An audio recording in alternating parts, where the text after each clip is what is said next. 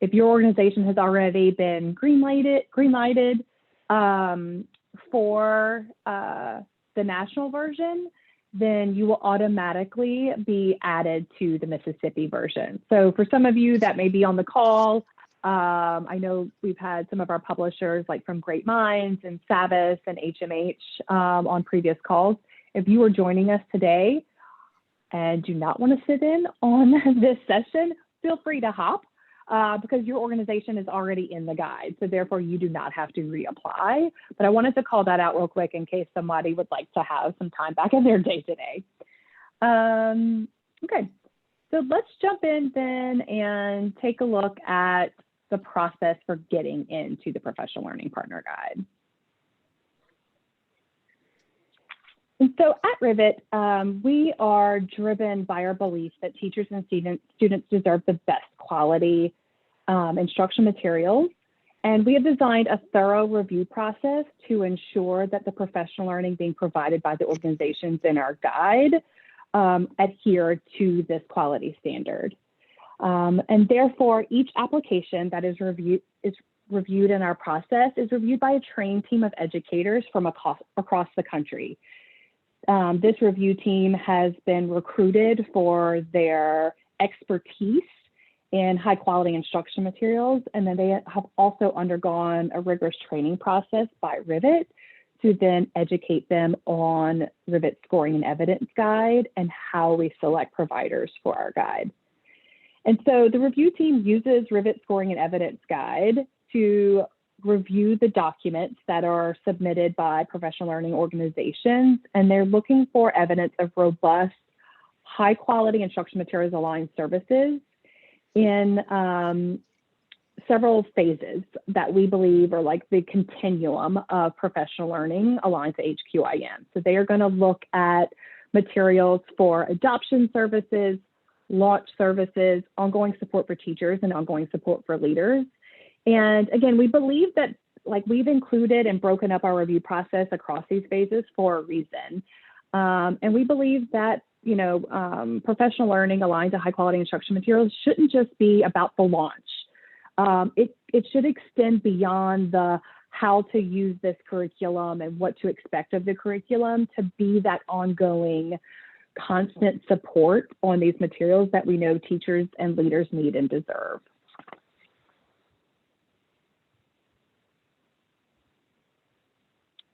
And our process is grounded in 3 gateways.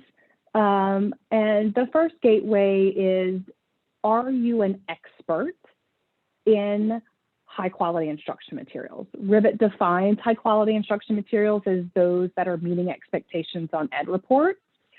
For science, we have also expanded that definition to include those curricula that have been reviewed by the EQUIP rubric and have been deemed as earning a high quality design badge through the EQUIP rubric process.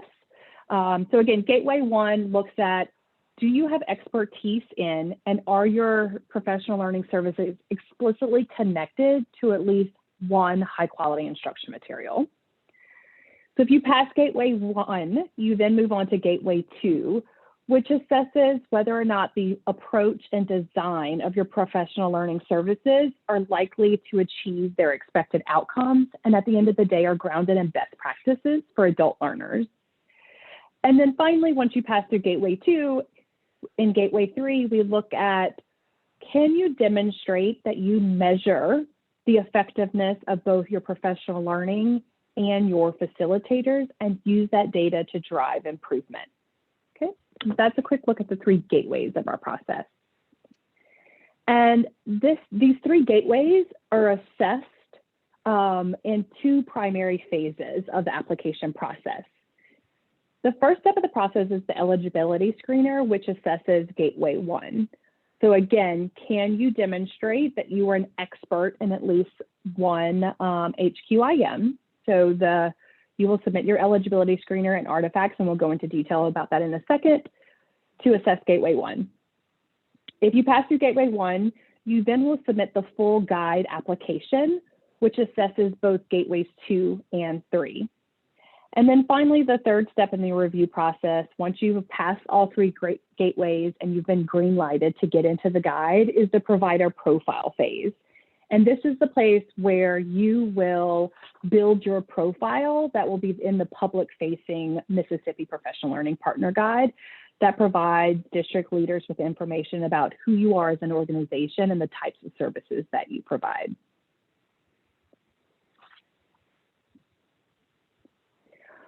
And as I said earlier, this entire process is grounded in Rivet's Scoring and Evidence Guide. We strongly encourage you, which is why we had you look at the Scoring and Evidence Guide for homework, to get to know this guide deeply prior to ever beginning completing your application.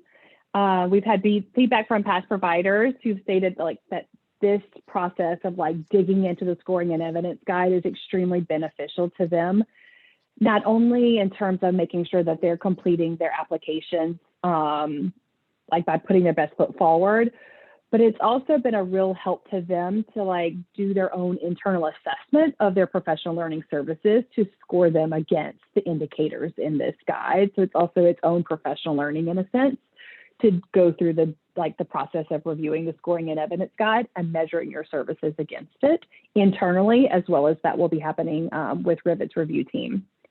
And so the Scoring and Evidence Guide does a few things. One, it obviously provides a list of the indicators in which you are going to be evaluated on in each of the three gateways. But it breaks that down a little bit further, and it'll give you the scores for each indicator so you can see what it means to score a 4 versus a 2 versus a 0 in that indicator. It'll also provide a list of the look-fors or type of evidence that our review team is going to be looking for in your application and the artifacts that you submit. So again, it'll help you get a sense of the types of artifacts you should be submitting.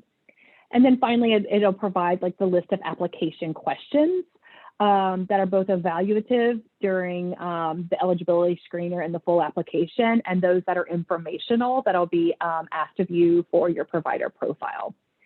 And we're going to send a copy of today's presentation, but this application workbook also provides a list of those questions that you can use to help build your application along the way. So let's dig a bit deeper into each gateway and provide a little bit of background knowledge into the Scoring and Evidence Guide. Okay, so let's start with the eligibility screener, which again assesses Gateway 1. Okay. So as we said earlier, Gateway 1 assesses whether or not you're an expert in high quality instruction materials. And there are 3 ways in which you can demonstrate that expertise. The first one is you are the publisher or author of an HQIM. The second is you have a letter of assurance from the publisher attesting to your expertise in an HQIM. So maybe you all have a longstanding partnership with one of the authors or publishers of one of the HQIMs so that they can attest to your expertise in those materials. Or maybe you have gone through one of the certification programs that some of our publishers offer on their materials. Okay, so a letter of assurance. And then the third way is if you're not an author or the publisher and you don't have a letter of assurance from the author or publisher, then you could submit a set of artifacts to our review team that will prove your expertise and that your organization truly understands the approach, design, and structure of the HQIM in which you provide services for. Okay, so those are the three ways in the eligibility screener that you will demonstrate your expertise. Numbers 1 and 2 are an automatic pass through Gateway 1. So if you're the author or publisher, or you have a letter of assurance from the author and publisher, it's as simple, you just check that box in the eligibility screener and submit your screener. This process will take you 5 minutes if you qualify for 1 or 2. For step 3, that process will probably take you, a little bit longer. On average, it takes providers somewhere around 5 to 6 hours to do this step in the process. So that's the third way you can demonstrate it. The other option on which you can automatically pass through Gateway One is if you are deciding to only apply for adoption services.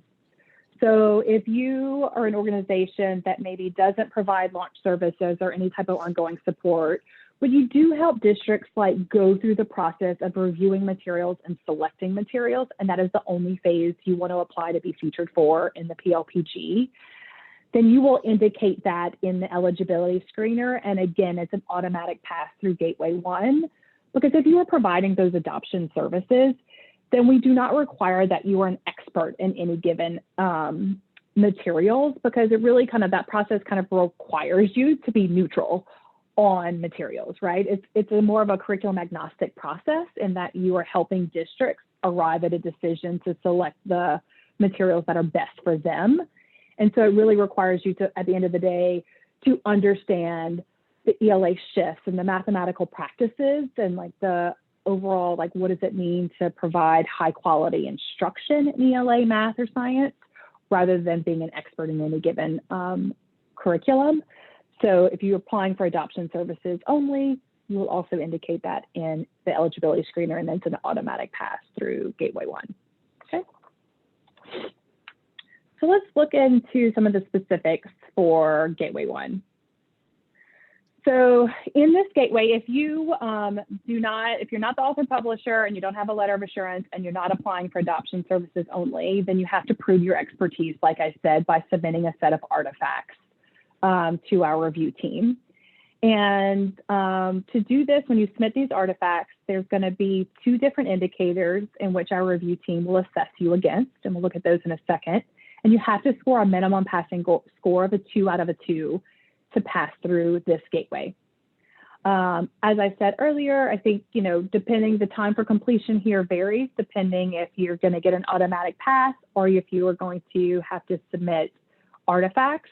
But it'll range anywhere from 2 to 5 hours to complete Gateway One. So let's look at a deep dive into one of these indicators for Gateway One. So the indicator we're going to look at here, like I said, there's 2 indicators, 1A and 1B, but for today, let's take a look at 1B. 1B is, does the PL provider understand the HQIM's approach, design principles, structure, and components, and the professional learning itself focuses on helping educators successfully implement the HQIM? Okay. And in the scoring and evidence guide, you will then be able to look at, if you look at the indicator, you will then be able to look at the breakdown of the scoring for 1B. So I'm going to give you guys a quick second here just to take a look at this scoring. And I'd love to know what you all see as the big differences between scoring a 2 versus 1 in this indicator. And feel free to take yourself off of mute when you have an answer to this question. But again, you have to score a 2 out of 2 on these indicators. And so you really do need a perfect score that proves your expertise. So it's really important that I want to make sure that you all understand what it means to score 2 points for this indicator.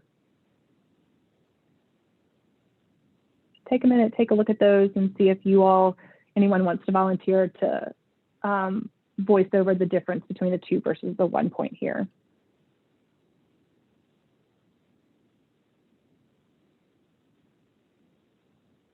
Let me do that. I'm going to take a look at the chat and see if there's anything.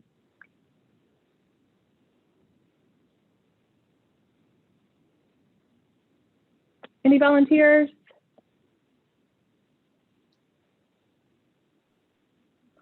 There's a differentiation about accuracy between a 2 and a 1. Yeah, and I think, again, this is thank you for volunteering that. I think this is again, we want to make sure at the end of the day, you all truly know these materials inside and out, so that accuracy is important. That the professional learning materials that you're submitting are very specific to the HQIM you're applying for. They're comprehensive, and that they are accurately describing, again, the approach, design, and structure of those materials. Those are the things that our review team will be looking for. Okay, so yep, thank you for that. And let's look at some of those look-fors in particular. So again, the look fors that are in the scoring and evidence guide, this is kind of the evidence that our review team is going to be looking at.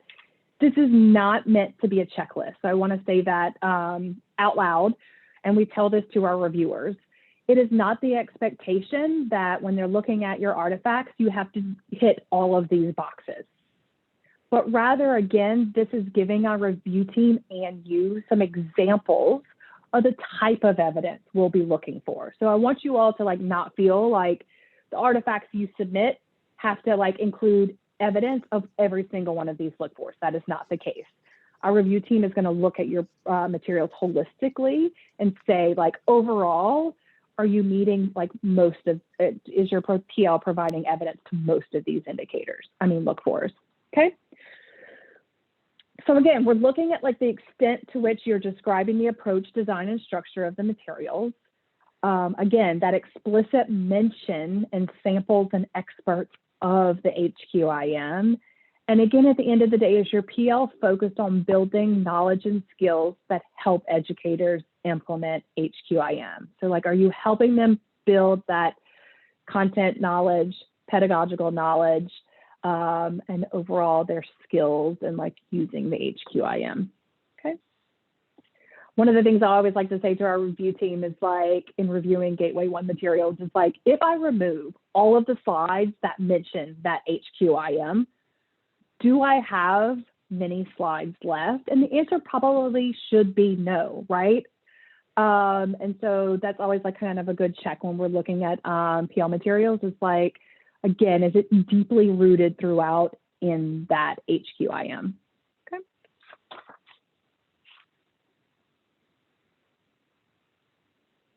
So here I just wanted to share some examples. Throughout the day today, we're going to share some exemplars from other submissions that we've received because I'm a visual learner. I always like need to look and see something for it to be concrete in my learning. And so we wanted to provide you all too with some concrete examples of materials that have been submitted in each of the phases of the process. So this first one was an artifact submitted again as evidence to indicator 1B in Gateway 1. And it's an example of a team planning document that is specific to an HQIM. And again, you'll see here up at the top that this is like a lesson planning document for Eureka Math. And so you'll see that like the text here references like that participants have previously engaged in a lesson and that they're like now they know how to unpack a lesson. And so, you'll see again, it's clearly like that this is a lesson planning template and exercise aligned to Eureka Math. It's calling out specifics of Eureka Math. And you can clearly show again, it's like helping teachers to understand the standards, there's clear objectives, it's aligned to those materials. And you can tell it's an exercise, again, helping these teachers to like understand how to plan for teaching Eureka Math. And so I think, be curious to know from you all, what are some of the look fors that we just discussed that you feel like this covers? This particular example. If you were a reviewer, what are some of the look fors that you feel like this provides evidence for?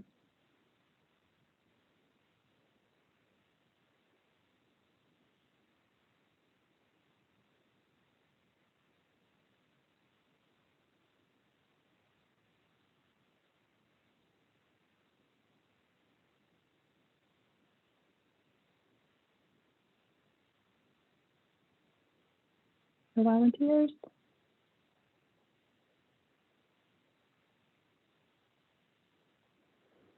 Okay, well, I'll keep us moving. But again, I think this is like obviously evidence that it's grounded in the HQIM. It's building teachers' knowledge and skills to successfully implement the HQIM because it's like engaging in actual like, it talks about them like engaging in a previous lesson and now working on the lesson planning. Okay. And here's another exemplar for one more example for indicator of types of evidence that have been submitted for exemplar 1B. This one is an example of illustrative mathematics. and it's looking at the assessments. So the schedule of assessed standards, their assessments in illustrative math. It talks about how like the SAS is developed. You can see from this like outline here of like they're going to look at like how these assessments are developed, the time estimates that will be required to help teachers understand how to plan for that, the sequencing of these assessments, and like what's assessed in each interim assessment. Overall, just looking at the assessment timeline and development and what is being assessed as related to illustrative math. Okay.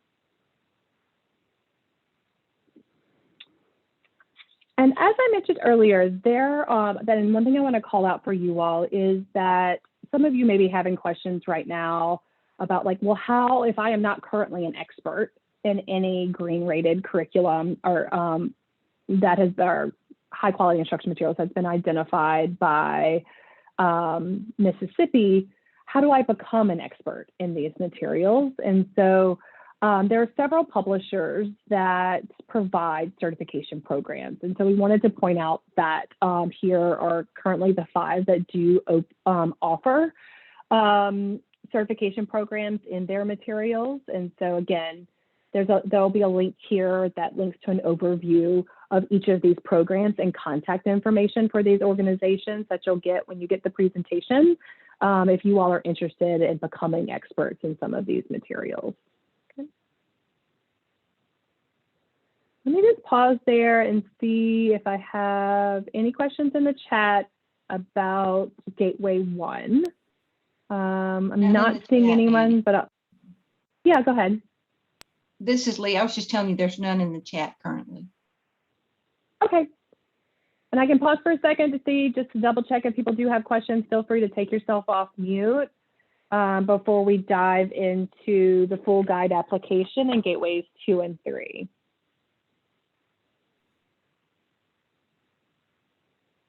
So Annie, this is Lee again. I just have a question around if you feel like you need to go through this certification process, is that going to take months and months to get it set up with the companies, or is it shorter?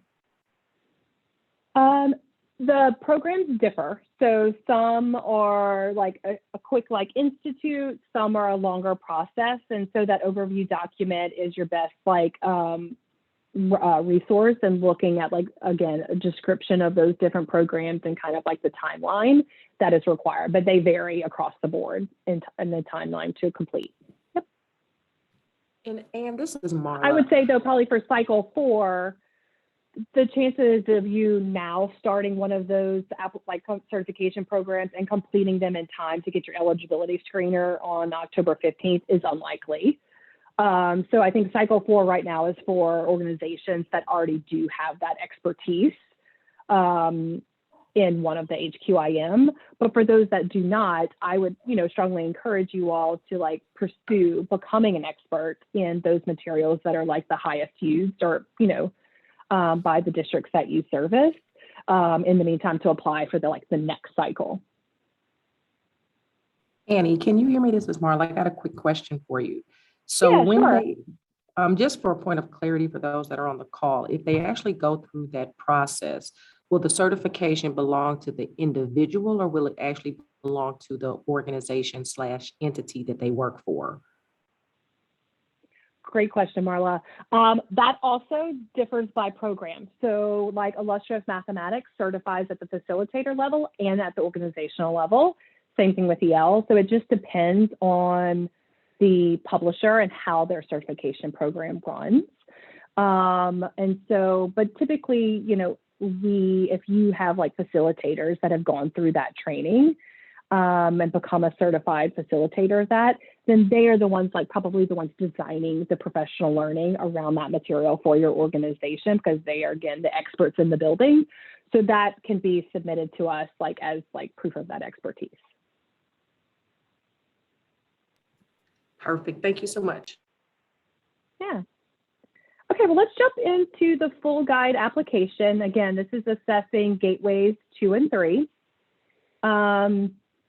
And again, as I mentioned before, Gateway 2 is broken down into 4 phases.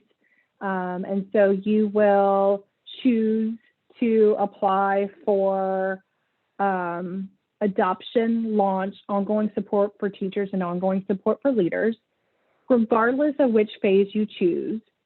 For each phase, you will be required to submit a single PDF of materials that like provide evidence that your professional learning like meets the indicators of that particular phase.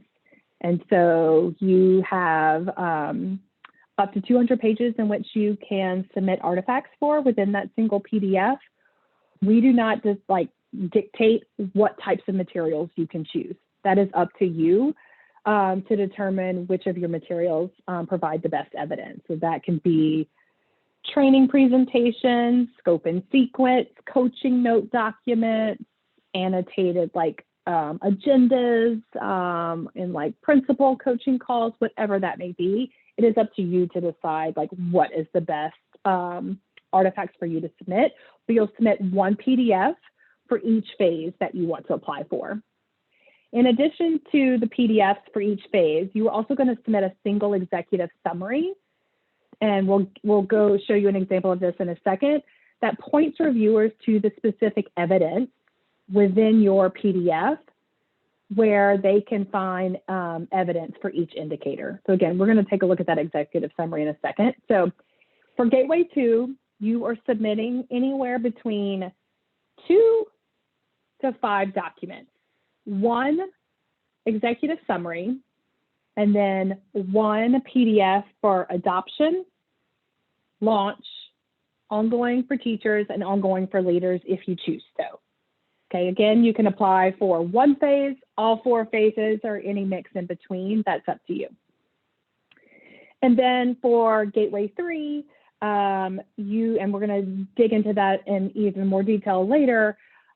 This is where you are going to provide artifacts that prove that, again, that you're measuring your professional learning services and your facilitators using Guskey's framework for evaluating professional learning. So you're going to complete like a Guskey table template to show at which level of Guskey you measure your services against, and then provide responses about how you use that data for improvement.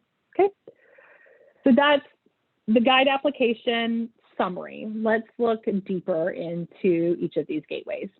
Okay, so like I said, this is an exemplar of the executive summary. Okay, so for, again, regardless of which phase you choose to apply for in Gateway 2, you are going to submit 1 single executive summary. Okay, and you'll see here in the executive summary for each phase that you are applying for. In this particular example, this is for adoption. So you'll see in the first column that this is indicator 2A. And so you'll see for this indicator in the second column, they have indicated the specific pages or page ranges in their PDF that you will find specific evidence for this particular indicator, okay?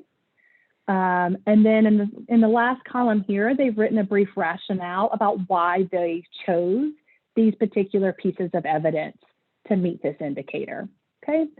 Again, this is a place that like, choose your evidence wisely and make sure that your executive summary is really well organized and clearly articulates what evidence you've chosen and why you have chosen it. This executive summary is a really helpful tool to our review team. They obviously will review all of your like artifacts for each phase, front to back. But as they are reviewing and scoring, more importantly, your artifacts against the indicators, this executive summary is kind of a really easy cheat sheet that they will go to make sure that they're seeing all the evidence within that full like 200 pages that you want them to see for that particular indicator. So it's a really good guide for them. So again, like this executive summary should be like really well thought out. It should be clear and coherent and like very clearly explain what evidence you've chosen and why you have chosen it. And you will complete the executive summary again, 1 of them for each phase that you choose to apply for. you're choosing to apply for adoption services and ongoing support for teachers, you're going to complete the table for adoption for each indicator of adoption, and then you're going to skip the launch section, and then you're going to complete the ongoing for teachers section and skip the ongoing for leaders section. But again, one executive summary for every phase that you are applying for. Okay.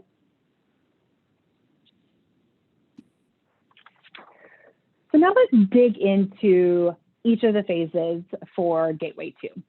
Okay. We'll start with adoption services. So at Rivet, we define high quality adoption professional learning as PL that is designed with clear objectives and goals for the intended audience. It supports districts in defining a shared content-specific vision for excellent instruction.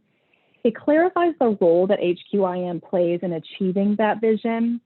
It is focused on investing multiple stakeholders in the district's vision for excellent instruction and a process that leads to the procurement and implementation of HQIM. And that finally, it's high quality, it's clear, it has appropriate flow and formatting throughout. Okay, so that's how we define overall high quality adoption professional learning. Okay. And here's a quick look at the indicators for adoption services. So there are 4. And I'm not going to go into these in detail. You all can read these as you're digging into the scoring and evidence guide. But in order to pass for adoption, you will have to score a 9 out of 12 on these 4 indicators across the board in order to be featured for adoption services in the PLPG. So why don't we take a deep dive into one of these indicators. We're going to take a look at 2A3 because this is kind of one of the adoption indicators that's the most trickiest for some providers. And so let's take a moment to read the language of this indicator on your own. And I'd love to know, what about this indicator jumps out to you? What do you think are kind of the key phrases in this indicator that kind of articulate its purpose?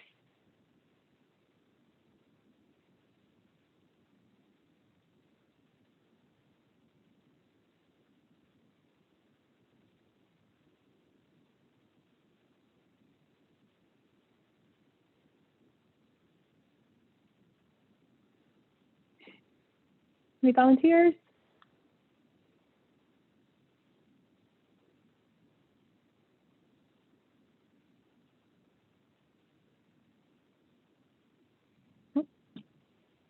Okay, I think, for me, I think that, again, it's about the adoption professional learning, again, being grounded in that content-specific vision for excellent instruction, right? That vision should drive the adoption process and help make sure that at the end of the day, a district is choosing the materials that will help them achieve that vision, right? It is district specific, it reflects their local context.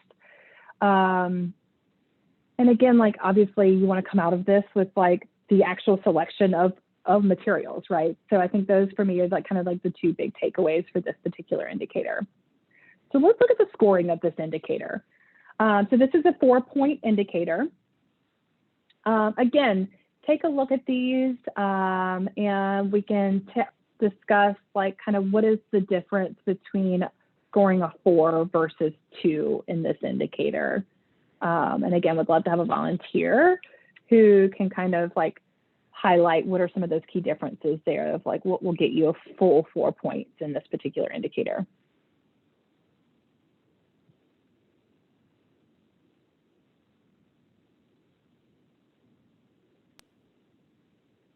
Annie, and I just wanted to say I'm on the call, so it's Alexa. Hey, Alexa. Yes, thanks.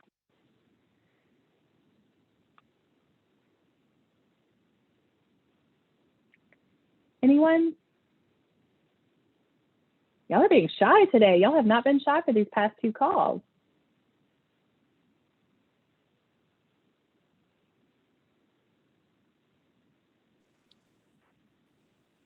The difference that I'm seeing is the involvement of stakeholders rather than the district just going in and selecting a material without involving the teachers and other stakeholders. Yeah, Melody, that is, I think, the big difference here too. I think it is so important that these materials are not chosen by a select few in the district office with like no buy-in from anyone else. Most importantly, teachers and school leaders need to be involved in this process. Like at the end of the day, they're the ones responsible for using these materials on a daily basis, and they should have a voice in which materials are being chosen. And so again, this process should involve them and they should be at the table in this selection process. Yep, thank you.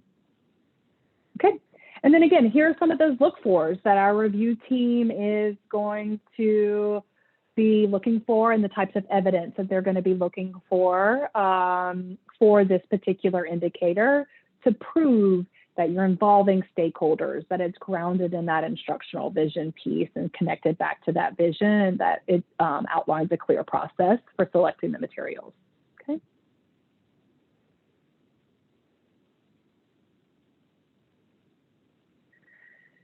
And here's an example of some exemplar evidence that has been submitted to us.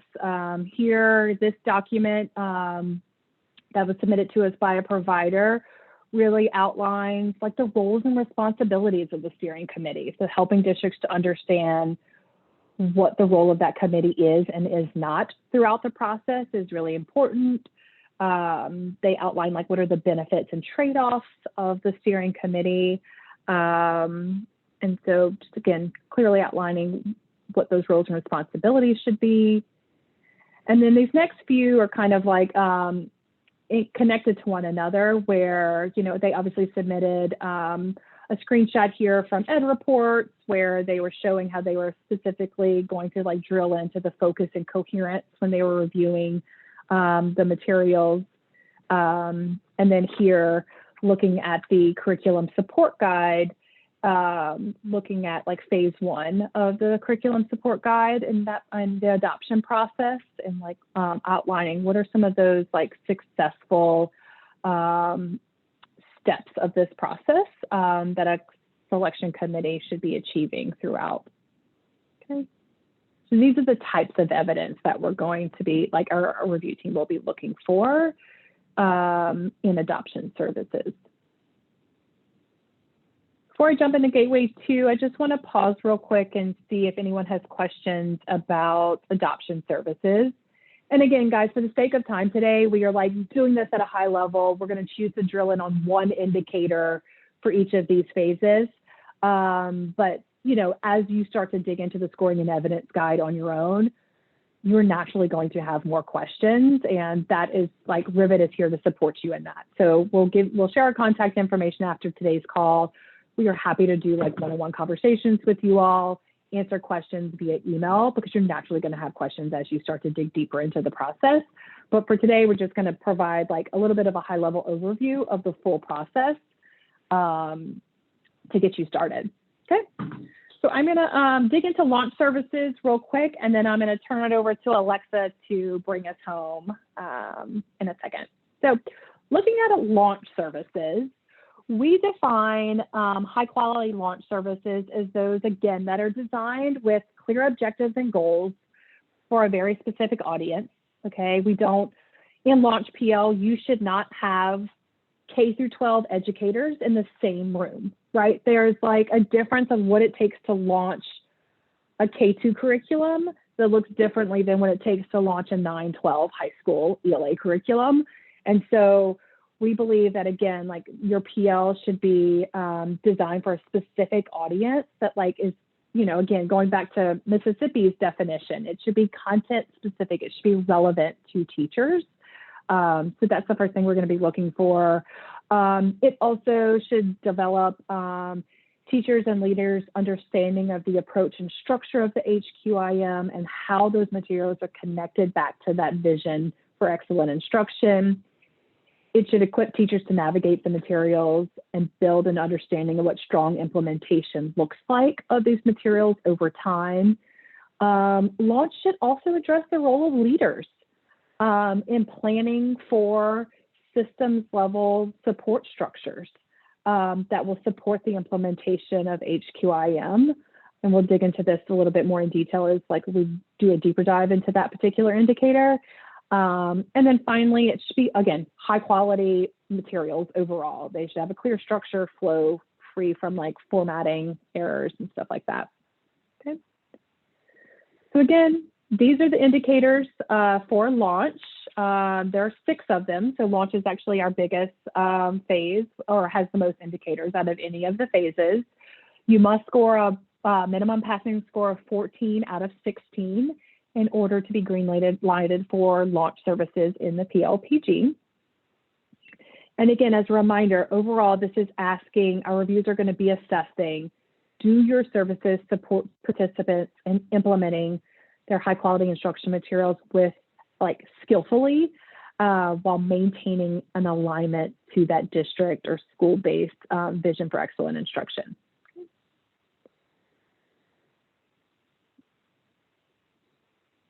So again, let's do a deep dive into one of these indicators.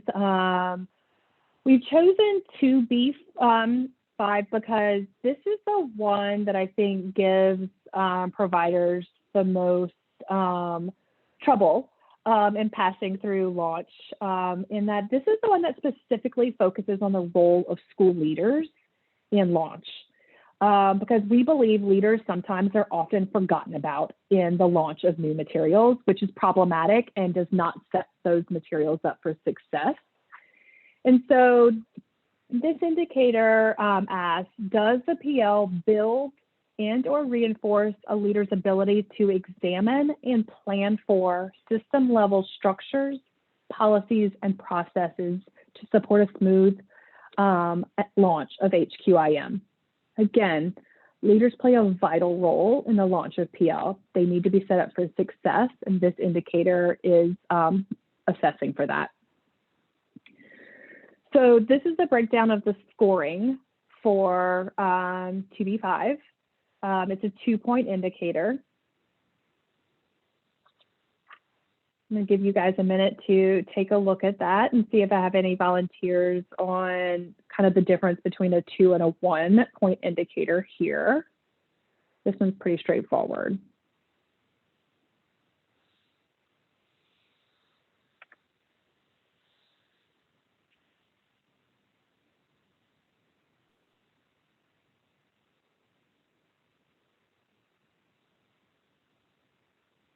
Yeah, it looks like a difference between reinforcing a leader's ability to examine multiple structures, policies, and processes versus minimal. Yep, that's right, Kim. And what do we mean by, like, what are these support structures and what do we mean by multiple? So when you look at the look fors, it's going to give specific examples there. So what are some of the funding structures? The budget, class schedules, lesson planning policies, grading policies, assessment policies, observation protocols, the collaborative planning time, PLC expectations, all of that should be reviewed and assessed by school leaders in the launch of their HQIM. If your ELA curriculum requires a 90-minute block, and you try to force that into a 60-minute block because that is how your school schedule has been since the beginning of time, you are setting that HQIM up for failure from the get-go, okay? So these are the types of assessments that we want school leaders looking at, before they ever start using these materials to make sure, again, that the structures that are in place support that those materials and set them up for success, okay? So again, let's look at some examples, some exemplar examples here for what could be submitted for these particular indicators, okay? And so in this case, this is looking at setting up an expectation of like having a meeting with school administrators to reflect on the initial rollout of their materials and look at like looking ahead beyond the initial rollout of like what the next phase of implementation should look like, right? So they are looking across like multiple schools and classrooms to figure out like where there might be a need for additional support. In these meetings, they're making sure that the administrators, teachers, and students can log into Zearn, right? Just some basic, like make sure there's no technology challenges that the schools are going to face.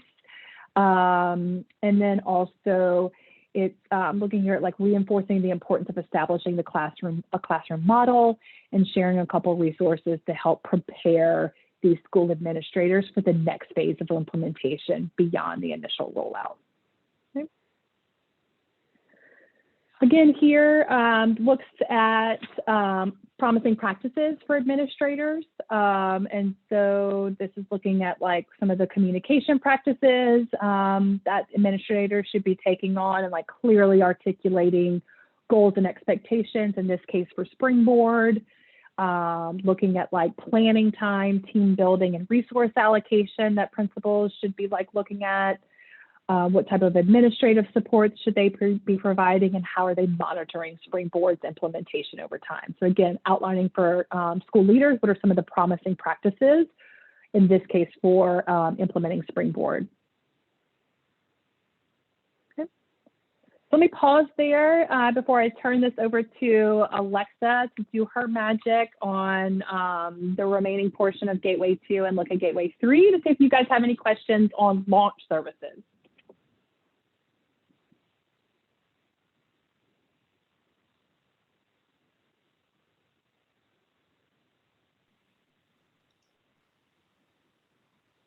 All right. Well, as you're thinking, if any questions pop up, I'm just going to introduce myself. Hi, everybody. I'm Alexa Odegon. I apologize for hopping on late. I was supporting some providers with applications prior to this.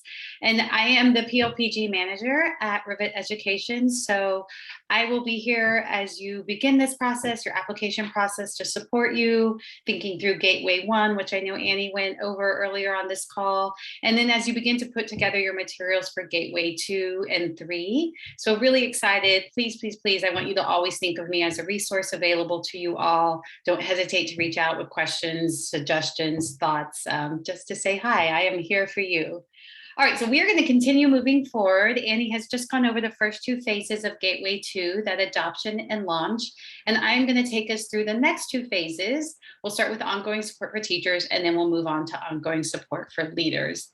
Annie, I think you probably still have control. So if you don't mind just clicking through the slides for me. Yeah, and I made you host, Alexa, so you may be able to do this on your own too, if you want to try real quick. Let me see here. Let's see. Yeah, I don't think I'm having luck, so I may have you do it. Okay. Right. Nope. Thank you. Yep, no worries. Yep.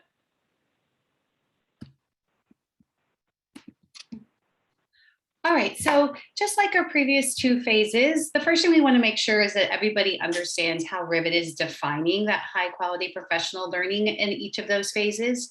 So these are the 5 indicators for us, or the 5 sort of pieces that speak to what is high quality PL for ongoing for teachers. So like our previous phases, it always just starts with those clear objectives and goals, knowing what participants will know, believe, and do, really being explicit about that within the PL, and how that'll affect their everyday work, their daily work.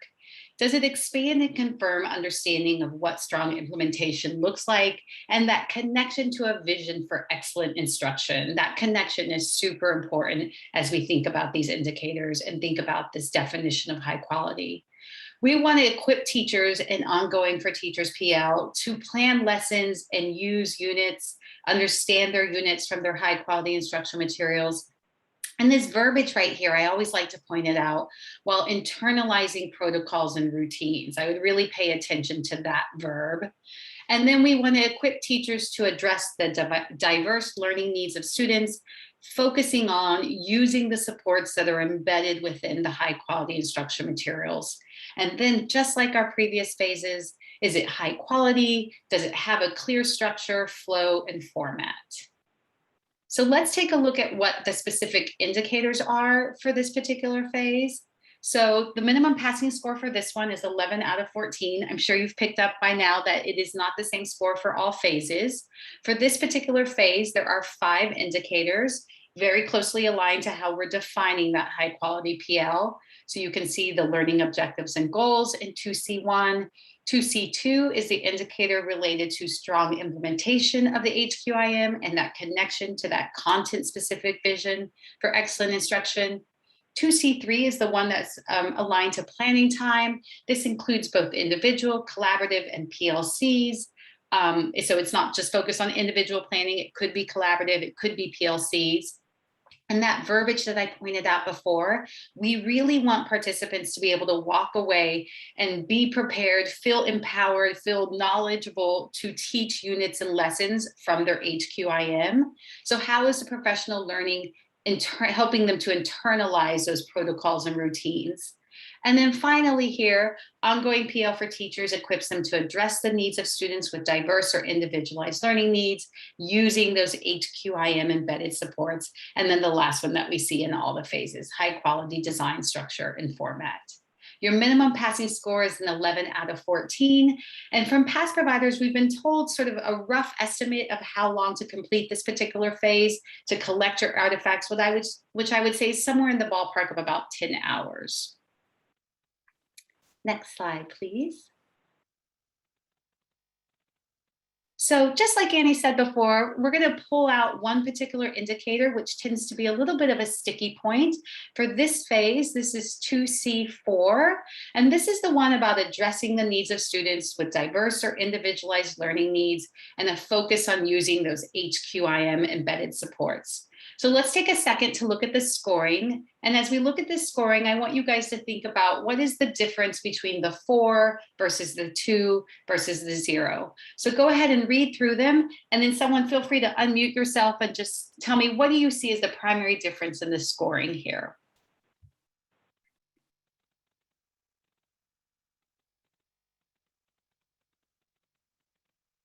So in a 4, there's a focus on using the embedded supports in the HQIM, and that's there seems to be little attention to that in the 2, and not equipping teachers to address the needs of students in a 0. Yep, thank you, Kim. That's exactly right. And what we've heard from past reviewers and past applications is really this difference between the 4 and the 2. This is why I chose this one. This is sort of the sticky point. What we do see in applications sometimes is PL that's helping teachers to support students with diverse or individualized learning needs, but doing so with strategies or scaffolds or tools that are not explicitly connected to the high quality instructional material. So like Kim pointed out for us, that's exactly right. That's that difference between the 4 and the 2. The 4 being, it is focused on the HQIM. It is an explicit connection to the HQIM, whereas the 2 does so with very little regard. And the 0, it just really doesn't accomplish it. Let's take a look at the look-fors that our reviewers will use. And go ahead and take a moment to skim through those.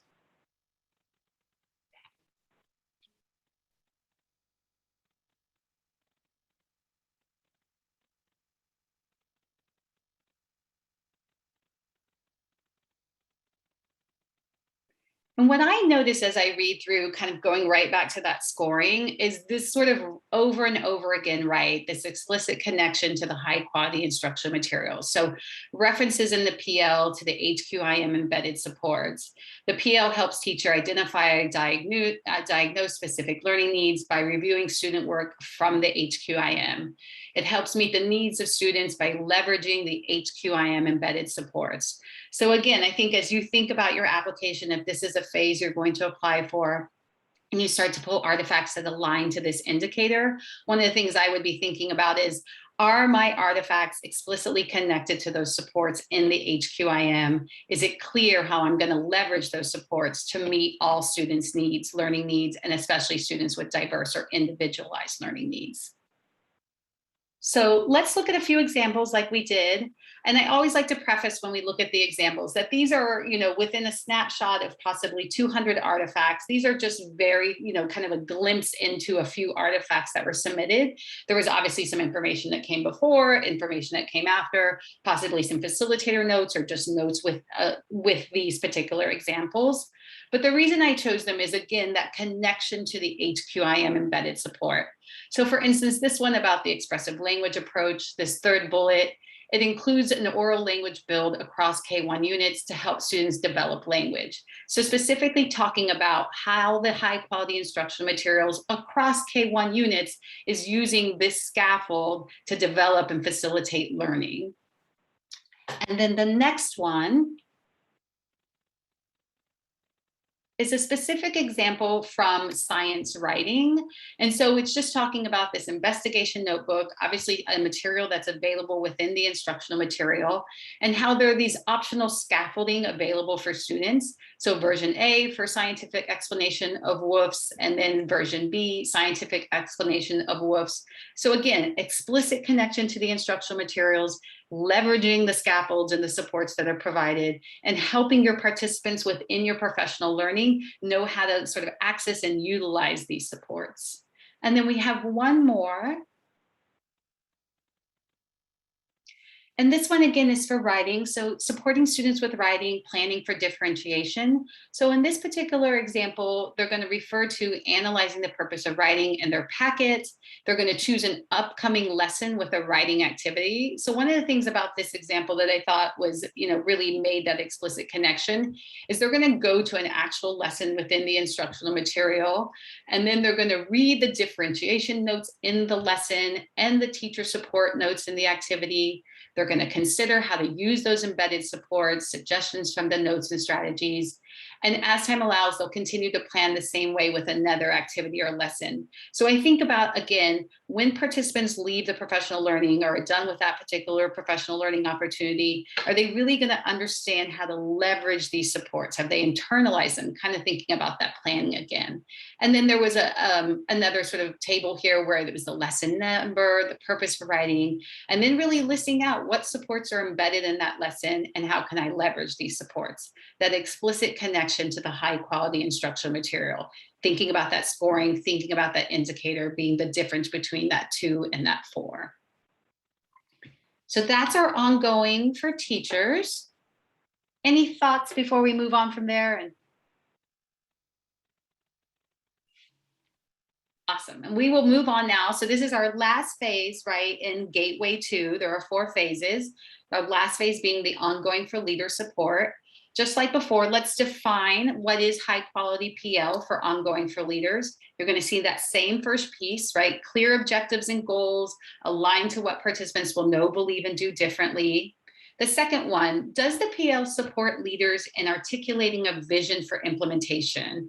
And is it connected to a vision for excellent instruction?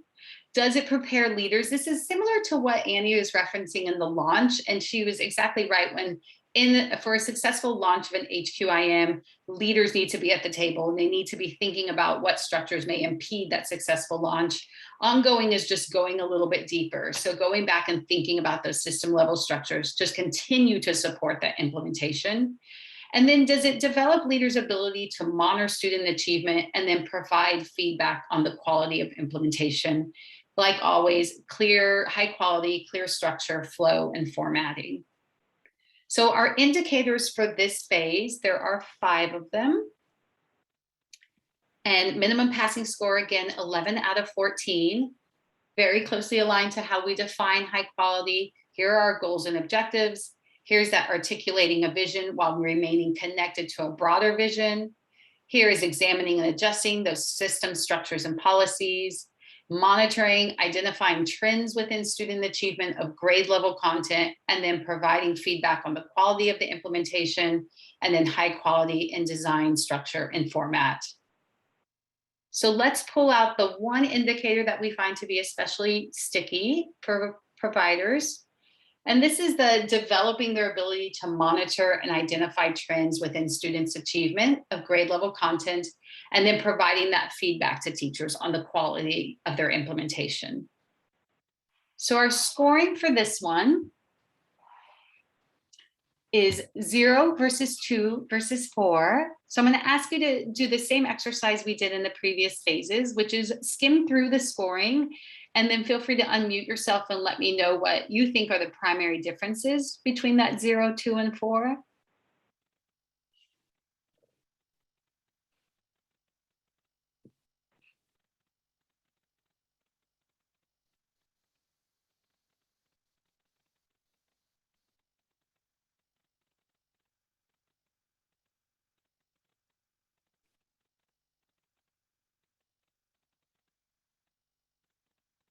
Kim, I see you. I hope there's a participation award. That's what I'm gunning for. No, I noticed again Kim. that framing within the high quality instructional material. That's right. That's right. And it makes sense, right? This PO we're thinking about is how are we supporting the implementation and the ongoing support of that high quality instructional material? So you're exactly right. I think this first bullet between the 4 and the 2. So doing so in a way that is highly aligned to the high quality instructional material versus here, there are tools that the PL may be referencing, maybe even helping participants use, but they're not always aligned to the high quality instructional material. For both the 4 and the 2, the purpose of the feedback is to support rather to evaluate. And then that 0 is sort of both of those just don't occur. So either we're not providing feedback, the leaders are not able to monitor students' achievement of grade level content or the quality of implementation, or it does so in a way that is evaluative, right? As undermines trust as opposed to providing additional support.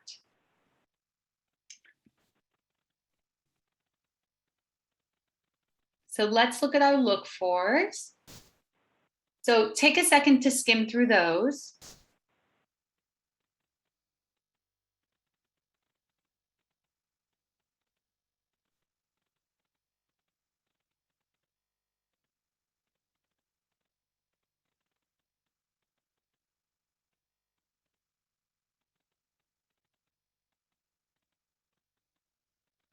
And again, I think just like we saw on that last one, you'll see that this HQIM, right? How explicitly connected is it? So it addresses the need for leaders to monitor, give feedback, and the quality of implementation of their HQIM.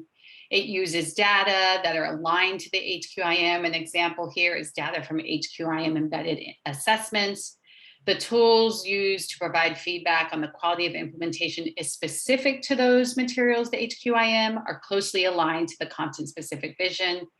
And then again, this kind of goes to that second bullet in our scoring, but the primary purpose is to support rather than to evaluate. And I think this is one I like to point out here. So for example, does the PL explicitly state that? So making sure that your participants understand this and that it's not necessarily just implied, but there is a point in the PL where it's explicitly stating that the primary purpose is to support rather than to evaluate. So let's look at our examples.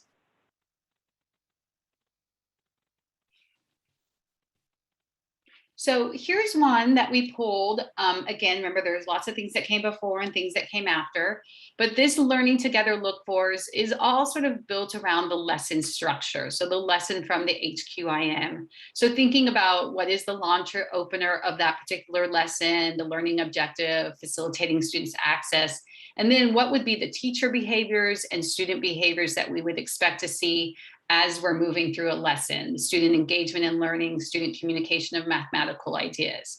So thinking again about that connection to the HQIM, and then thinking about what do we expect to see teacher moves and student moves within that HQIM lesson. Then the next one.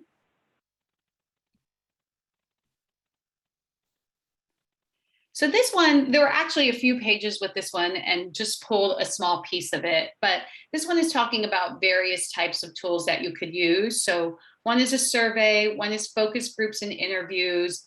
It talks about the purpose, it talks about who might use it, and then some examples. So here, how to use this tool and rolling out a survey. L coaches and school staff may want to consider frequency and timing of surveys. So again, thinking about how surveys and how we can use surveys related around the high quality instructional material. And then how do we use the results of that? So student results are a powerful way of tapping into student and teacher experiences, a launching ground for conversation around impact and equities. So again, it's supportive, it's to get feedback, it's not evaluative in any way, but instead to sort of move the work forward. Focus groups to crafting questions, consider language from the work plan targets and data points. So maybe pulling data specifically from your HQIM. When identifying who to include, consider assembling diverse and representative participants, and then again, how to use these results. So provide context, root cause explanations, clarifying factors that contribute or inhibit success. So understanding how this information may be impeding quality implementation, or again, just the level of implementation of the high quality instructional materials, but doing so in a way to provide feedback and support as opposed to evaluating. And then the last one that we pulled here is this criteria for observation, data collection, and feedback. This one states very explicitly, I referenced this before, about how instruction coaching involves collection of data focused with focused, descriptive, non-evaluative feedback. So the purpose of it is not to evaluate. And then coaching principles are very clearly outlined to empower the leaders, to create opportunities to integrate new ideas. And then components of the support, so pre-observation, and then the criteria, naming the learning target of the day, connecting the learning target to the coaching cycle, expected evidence in student work. So then again, going back to that connection with the high quality instructional material, what is a learning target, what student work are we pulling from the materials, and then putting that all in terms of data collection and feedback. So big takeaways, that was the last phase for Gateway 2. So the big takeaways that I want you all to make sure you walk away with is understanding that there is no one right way. So Rivet is definitely not saying that PL needs to look a certain way, that it must be within a presentation or it must be within coaching. All of those ways are valid ways, and there are ways to sort of demonstrate the way you provide your services. And it could be slides and facilitator notes, or it could be agendas, or it could be templates or syllabi, but there is no one right way. It is really how you provide your services. What we do highly encourage is that you choose wisely, think about the services and the artifacts that you're going to submit, use those look-fors that are provided within the scoring and evidence guide. And as you do so, ask yourself, is the artifact or artifacts that I'm choosing, are they clearly connected to the indicator, the language of the indicator, to the scoring methodology? And then collect, and we highly encourage you to workshop your materials using some of the resources we have provided. Those include the POPG application workbook, which has, the questions we'll ask. It has provider scoring sheets, which are optional sheets for you to use to workshop your materials. It has a timeline checklist for cycle 4. And then obviously the scoring and evidence guide. I know Annie referenced this earlier in the beginning. Know the scoring and evidence guide, refer to the scoring and evidence guide. I would recommend the first step of the application process is doing a deeper dive into the scoring and evidence guide, the indicators, the look-fors, and the scoring methodology.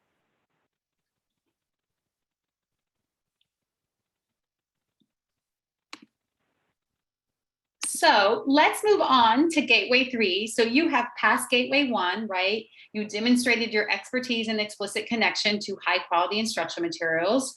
You chose the phases that you were going to apply for based on the services that you provide, and you've submitted your Gateway 2 materials. Remember, bundled with Gateway 2 are Gateway 3, and we call this the guide application. So you will submit your Gateway 3 materials as well with Gateway 2. And in Gateway 3, we are evaluating whether or not you collect data, you collect information about the services that you provide, and then do you use that information to drive improvement of your services? And we do this by using the Guskey's framework on the 5 levels of professional development evaluation. Some specifics about Gateway 3, there are 4 indicators, indicators 3A, B, C, and D. 3A and B relate to the Guskey's framework template, and then 3C and D are about, do you collect information about your facilitators and coaches, and then use that information to drive improvement on facilitation and coaching, or coaching. Minimum passing score for Gateway 3 is a 6 out of 8. So each indicator is worth 2 points. And then the estimated time for completion is 4 to 5 hours on Gateway 3. And then we have linked here the Gateway 3 indicators for you to take a look at. So let's look. Here are our indicators. So like I said, 3A and 3B. Do you evaluate the impact of your PL services and then use it to improve? And then 3C and 3D, do you evaluate your facilitator coach effectiveness and use that information to drive improvement? And then we're going to show you an example. So this is an example of a Guskey template. There are actually 5 levels. The bottom level isn't shown here. But the first four, participants' reaction, participants' learning, organizational support and change, and participants' use of knowledge and skills. And then you would complete this for whatever, whatever information you have collected. So how do you measure effectiveness? What results did you achieve? And how do you use data for improvement? These word cells have actually been bumped up a little bit. So this is from a past provider, a previous application. So you do have a little bit more space there. So you would fill this in as, completely as possible with as much specific information as possible. And in fact, in the scoring, the difference here sometimes is if you have information from one client versus more than one client. So another way to say that is, fill this out, and the information that you complete the template with should be from one client.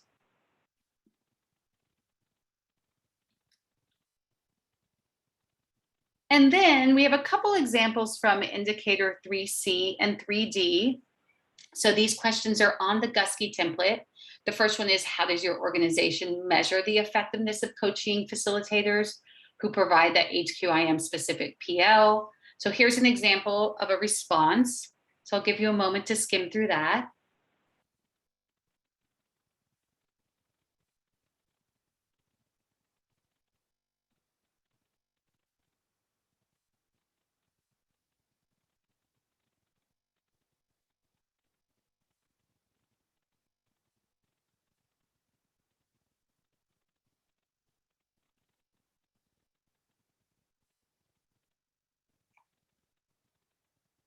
And then 3D, which is sort of the follow-up or the one that's connected to 3C, is how do you use that data to improve?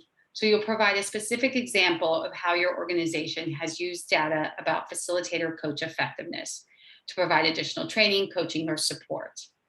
And I think the big takeaway for 3A, B, C, and D is to be as specific as possible, to use those specific examples for 3A and B from one client, from 3C and D, a specific example of how you use that information. So you can take a moment to skim through that one.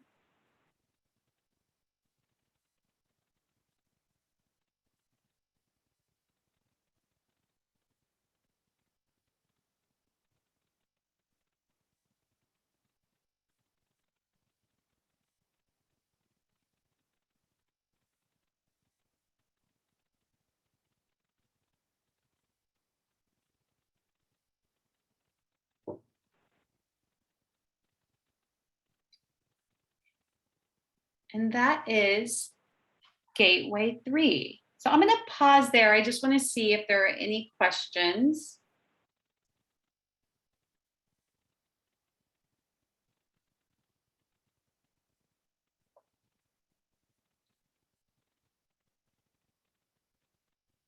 All right.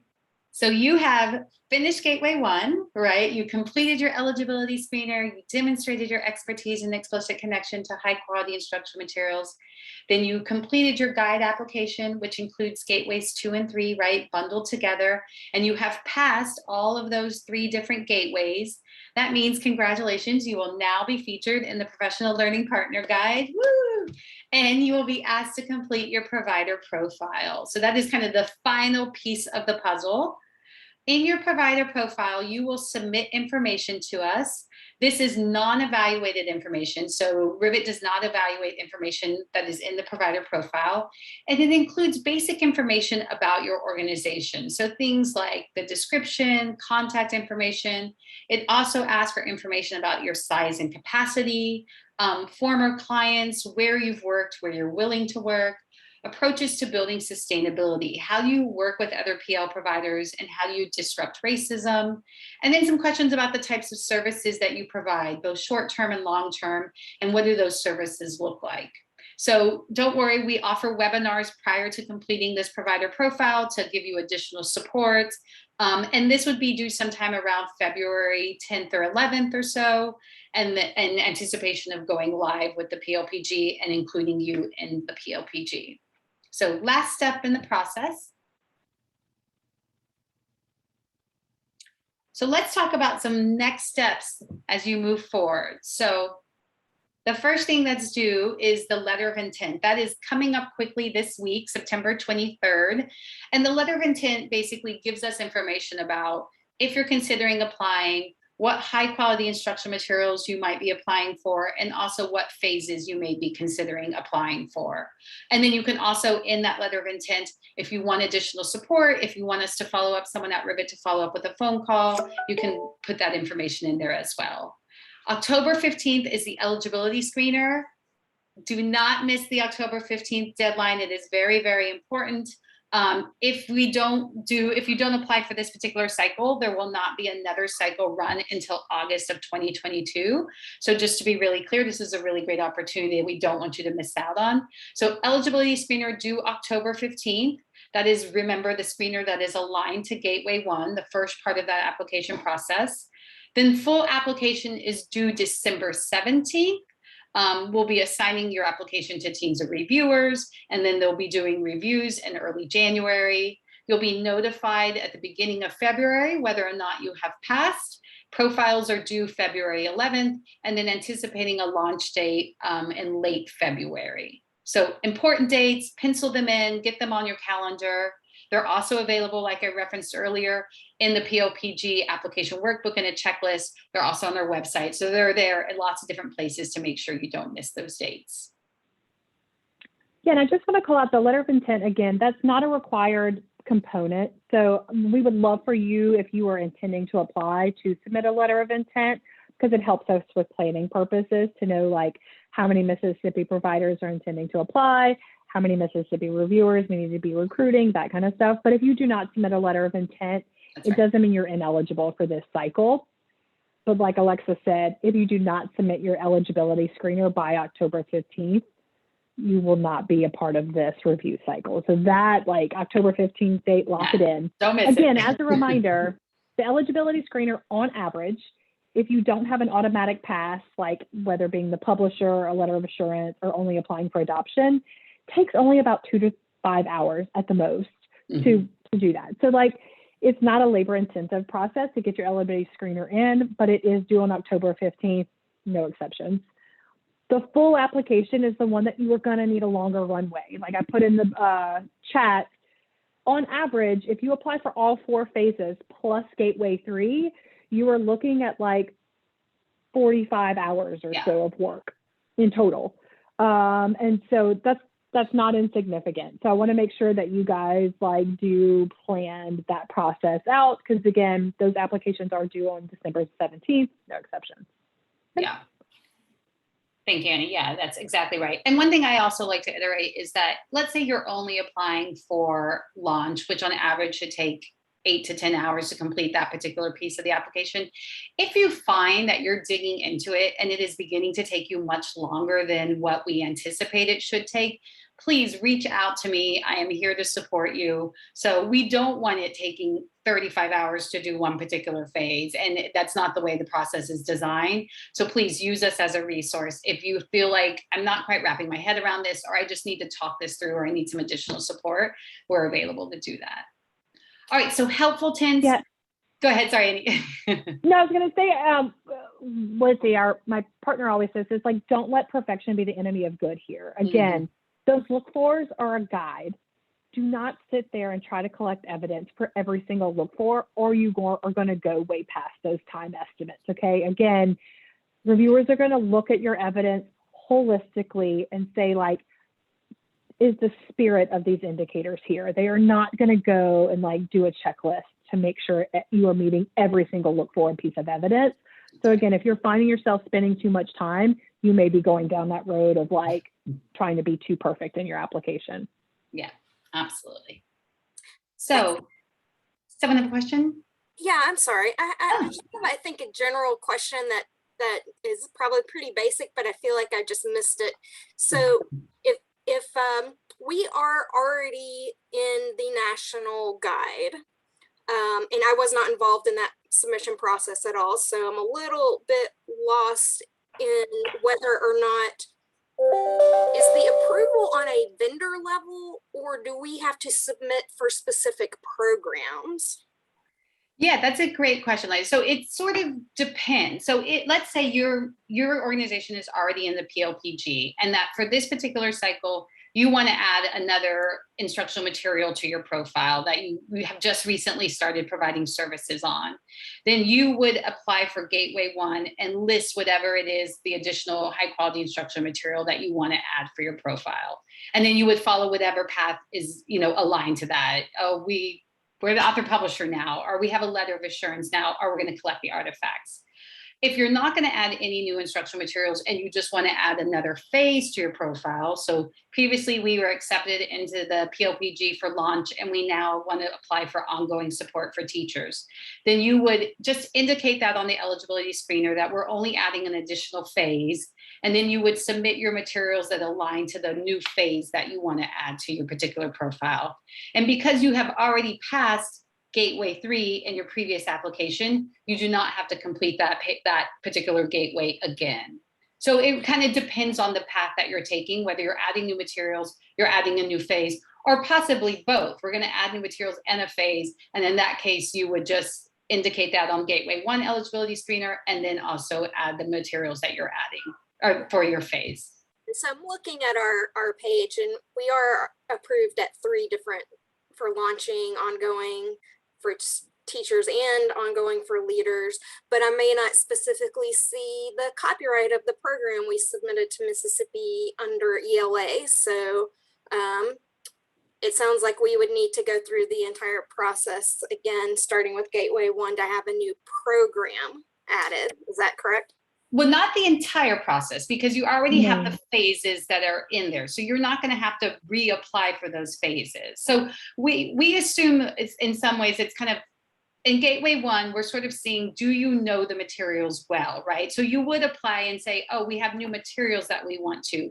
But in Gateway 2, we assume if you can do good launch on, I'm just going to throw something out there, My Math, Mississippi, or Bridges, then you can do launch well on illustrative math, or you can do launch well on Eureka or something else. So it's not necessarily every phase you have to prove your ability for every instructional material. Does that make sense?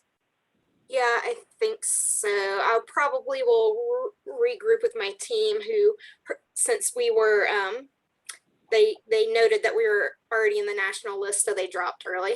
Yeah, Liza, and if you have time, if you hang on, I can definitely hang on the call at the end too, and I can sort of sit down and walk you through it a little bit more. Okay. Yeah, yeah, of course, absolutely. Yep. Use your application workbook, and then again, reach out with questions. Please, please, please. We are a resource here for you.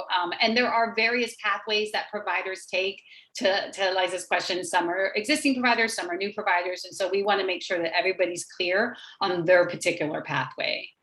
And then if you have any questions, email me, please. I am here to help you. I really appreciate your time today. And we are really, really excited about this partnership. We really do consider every provider that's featured in the PLPG part of the Rivet family. And really excited about the hard work you guys do and making a difference for students and teachers. So thank you for being here, and please don't hesitate to reach out. And I have can, a question. yeah, go ahead, Melody.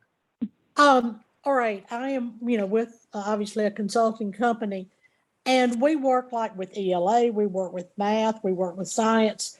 Would we have to do a different, am I understanding right, a different application process for each subject and then for each HQIM within that subject? So not exactly. So let's say, Melody, you do one particular material for ELA and one particular for math and one particular for science, kind of to your point. In the eligibility screener, you will check, like physically check, whichever materials you believe you have an expertise and explicit connection to. So you'll check the one for ELA, you'll check the one for math, you'll check the one for science.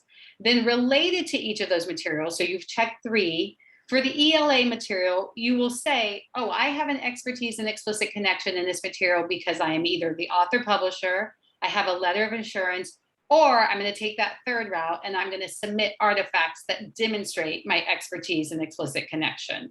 And you'll do that for the ELA material, you'll do that for the math material, and you'll do that for the science material. And you'll submit just one eligibility screener that has all of that information on it. Then once you've passed that eligibility screener for Gateway 2, now let's say, Melody, that you guys want to do launch and ongoing for teacher services. You will Right. submit one PDF of your launch materials with an executive summary aligned to it, and one PDF with your ongoing for teachers materials. And the executive summary is the same for both of those. You just fill out the appropriate pieces of it. But you don't have to And you do, choose, yeah, and I want to clarify too here, Alexa, you will choose which materials you want to submit Right, artifacts for. exactly. So in the Gateway 2 phase, we don't, like, if you're approved for like 3 different curricula in adoption, like in launch services, we don't care which of those materials you submit artifacts for. You can choose the ELA materials and submit only materials for that curriculum. You can Right. choose to mix it up. You can choose some artifacts for ELA, some for math, some for science. That makes things a little bit more difficult for reviewers. So like, that's not probably the best Don't path forward. recommend that. Yeah, I would choose one curriculum ideally, but you don't have to submit a separate launch packet for the ELA, for the math, for the science. Exactly You right. choose. It's your Yeah. discretion. So it's not 3 launch materials and 3 ongoing. It's just one materials for launch, one set of materials for launch, and one set of materials for ongoing, even though you did 3 HQIMs in Gateway 1. Okay. Thank you. Yeah. Does that help, Melody? Does that clarify? Yeah, I think so. Okay. I guess where we would need to come from would to see which materials the majority of the schools that we serve are using and go with that initially, I would think. Yeah, So- and that would make sense. I think if I understand your reasoning is because that's what you'll be able to display on your profile. And so making sure that you're displaying services that you believe the majority of potential users and clients may want to hire you for. Right. Okay. Yeah. All right. Thank you. Yeah, of course. And again, Melody, reach out if you want to kind of talk through that, or I can diagram it for you. Just let me know. Okay. Any other questions? Right, and I know we're over time, and so I want to be cognizant of that. And so I think if you guys do have additional questions, please reach out to Alexa at her email here, and she's happy to answer any of those questions that you may have, because I think as you start to dig in, again, questions are inevitably going to come up. And so please reach out. But Yeah. again, thank you all so much for your time today. We really appreciate it. And Alexa said she'll stay on for a little bit longer. Yeah, If absolutely. anybody else has any lingering questions. Yep. Yeah. But thank Thank you you all so all. much. Yeah, hi, Alexa. So my team member who was involved with our initial